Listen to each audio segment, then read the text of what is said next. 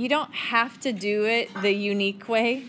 You could do your star method every time.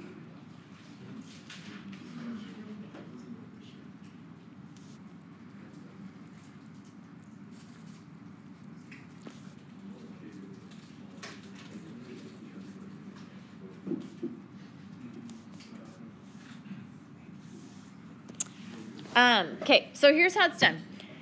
First of all, you always want to look for a GCF. That's on all of these problems. Always look for your greatest common factor first, okay? And then factor it completely.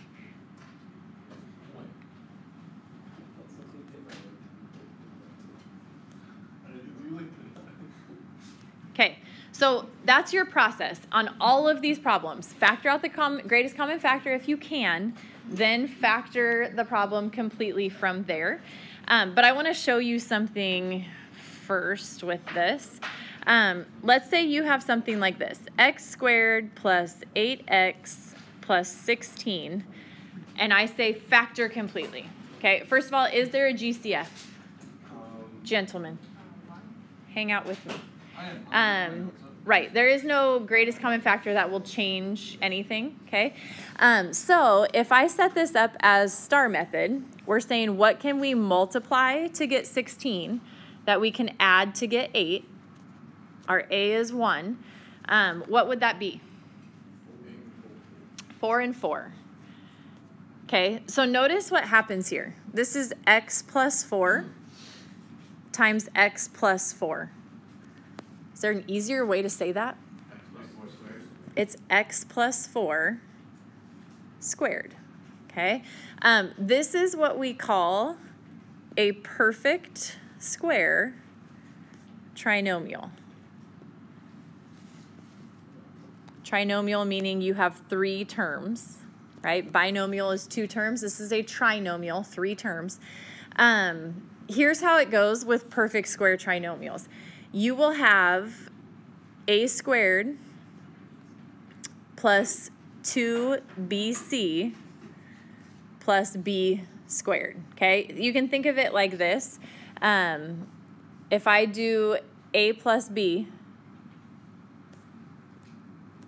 times a plus b, right? If I were to FOIL this, a squared, that's here, plus ab plus ab, that's 2ab, or 2, sorry.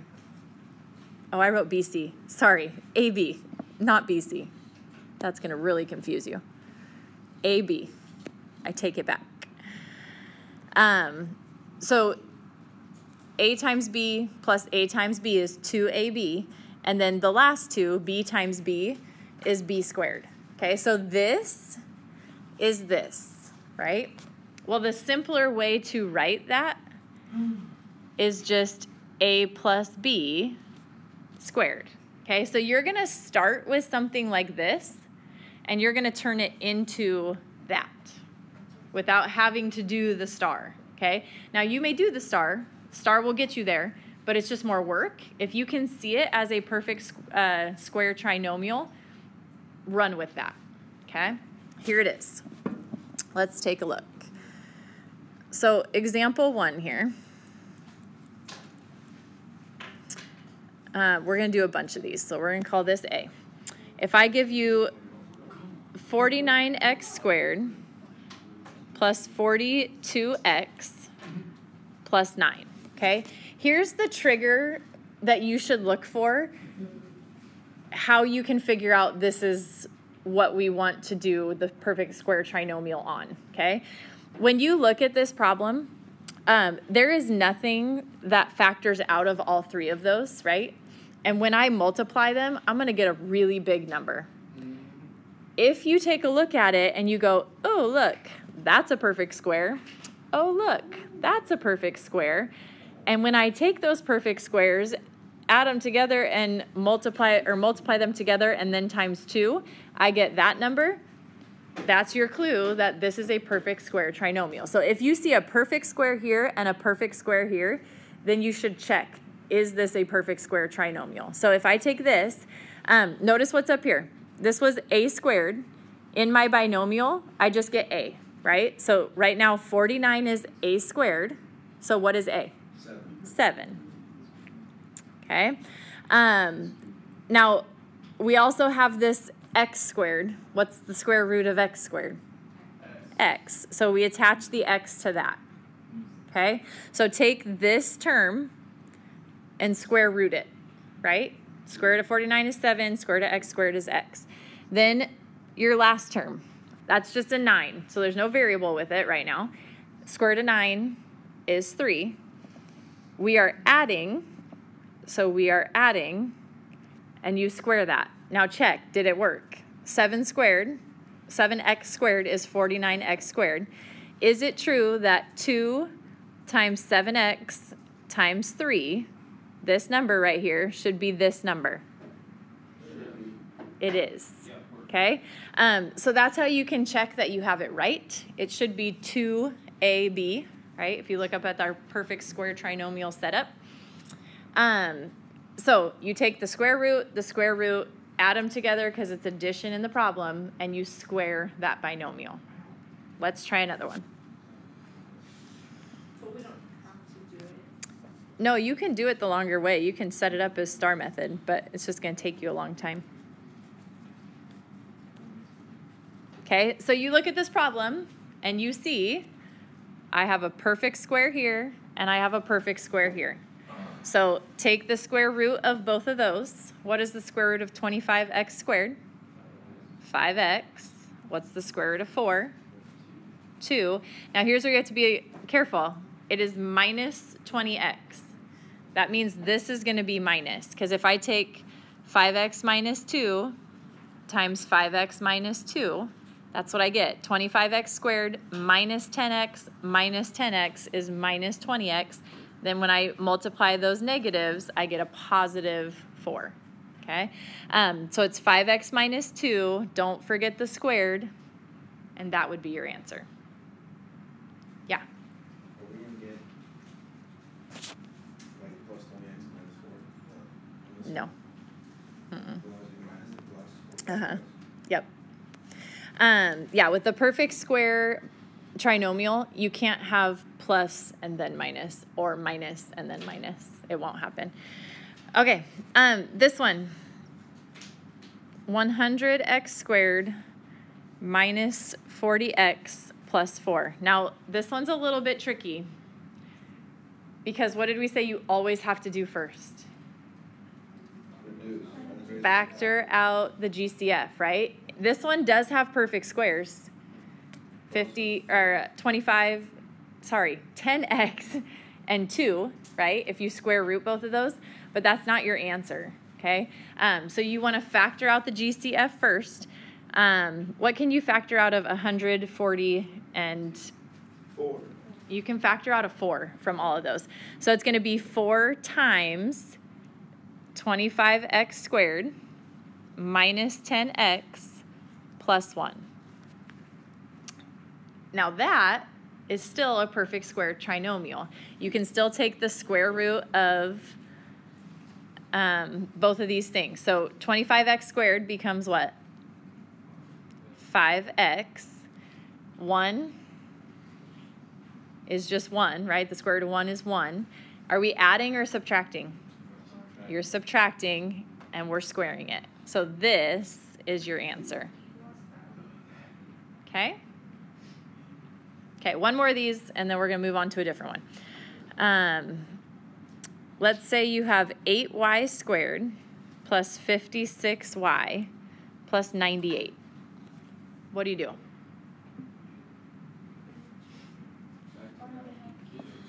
Factor out what? Which is what? This one's just 2, because 98 is not divisible by 8. So if you factor out a 2, you're left with 4y squared plus 28y plus 49. Okay, now look at that trinomial.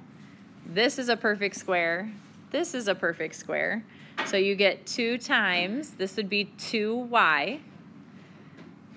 It's going to be plus, because these are both plus. Plus what? 7. Okay, just double check it. Is 2 times 2 times 7 28? Yes. Yes.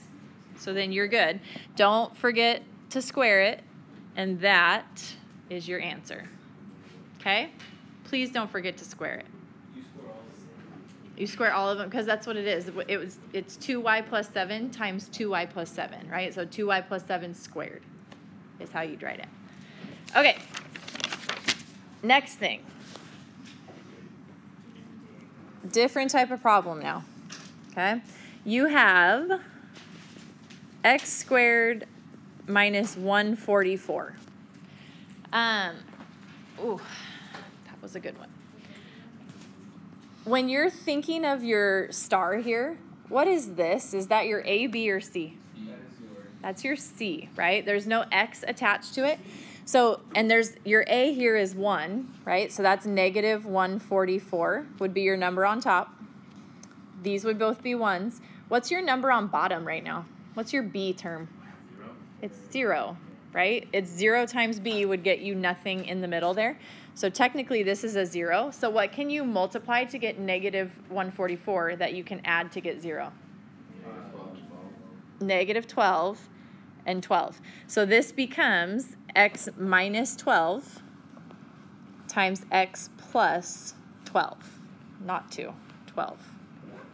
Okay, so this is your answer for this. Now, the nice thing about it is you have these perfect squares again. This is called the difference of two squares. Okay, what is difference? Subtraction. Subtraction, right? So that's where this is coming from. It's the difference of two perfect squares. You write this way. So let's do it without having to do the star. First one, this is example 2, sorry.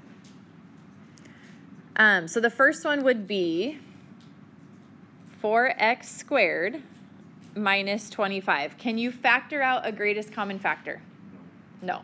So what you're going to do is you're going to take the square root of both of these, and you're going to write two binomials. One's going to be adding, and one's going to be subtracting. So the square root of 4x squared is 2x. The square root of 25 is 5. So you have 2x plus 5 and 2x minus 5. And if you FOIL it, you see that that is what you get. Because notice what happens with your b term. It would be negative 10x plus 10x. That's 0. So you will have no x term, okay? You'll have an x squared and you'll have your c, right? Your ax squared and your c. You won't have that number in the middle. So whenever you see it in this format, check, is this a perfect square? Is that a perfect square? Then you can do the difference of two squares, okay? Okay, here's my question for you. On this problem, no, we're going to do a different one. We're going to do this problem.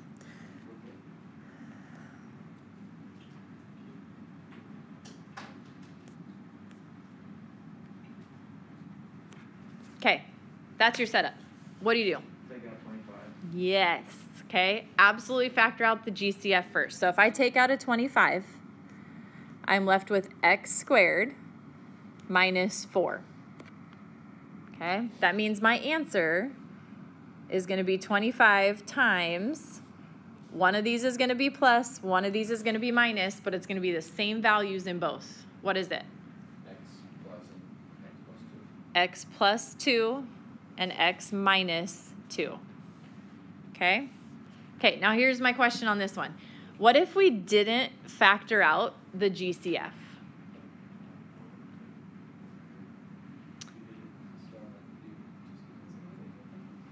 Okay, but not even thinking star method. If I just did, here, I'm going to just show you over here how this maybe doesn't always get noticed, but that it's not the end of the world. So if I didn't factor this out right now, those are both perfect squares, right? What would it be? 5x minus 10 and 5x plus 10. Okay? Looking at that, both of those you can factor something out of. What? A 5. So if I factor a 5 out of the first one, I get x minus 2. And then I factor a 5 out of the second one, I get x plus 2. okay? Notice what happens. 5 times this times 5 times that. You're multiplying all those. So that's 5 times 5 is 25. And then x minus 2 and x plus 2. So if you don't factor out the GCF right away, you can factor it out later and save yourself the work of having to go back and redo, as long as you catch that there is something you can factor out of that, okay? But just always look for the GCF just to be safe. Okay, couple more. Let's say you have 4x squared minus 121y squared. Now this one's a little bit different because you have variables in both. What do? Is there a GCF? No GCF. So we're going to take the square root of this one, which is 2x, and the square root of this one, which is what? 11y. Don't forget about that variable. So the difference of two squares means this one's going to be plus, this one is going to be minus, and that is your answer. Okay? Be really careful with this. I feel like whenever there's a variable at the end of the problem, it gets forgotten like 80% of the time. So just make sure you're not forgetting that variable. Okay? Okay. This one's the doozy. Doesn't look like a doozy, but it's a doozy. Oh, and I wrote it wrong. Oh, that's not part of Yeah, that I wrote it wrong. Y to the 4th minus 81. Okay? What do? Is 81 9 times 9? Mm-hmm. Who said you give up? You don't skip it. What's the square root of y to the 4th? Y squared. So you get y squared minus or plus, you could do either one, 9, and y squared minus 9.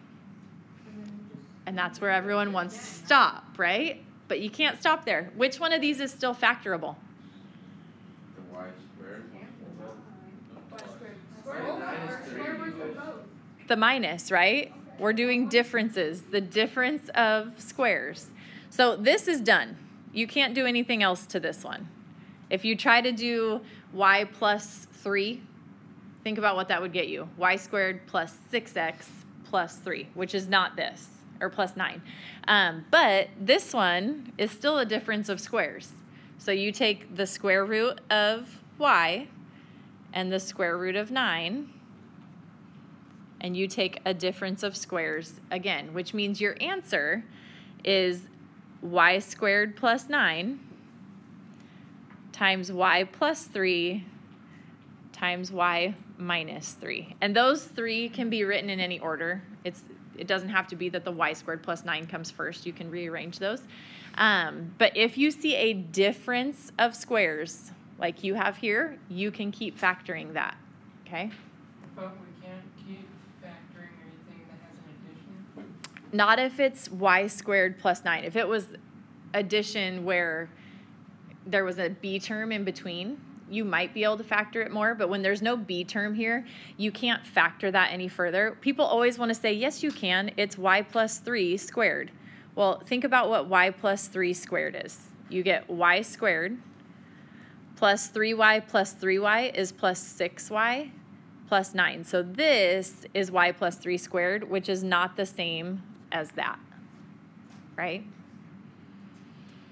So yeah, don't do it with addition, but if there's subtraction and they're both perfect squares, you can do difference of squares, okay?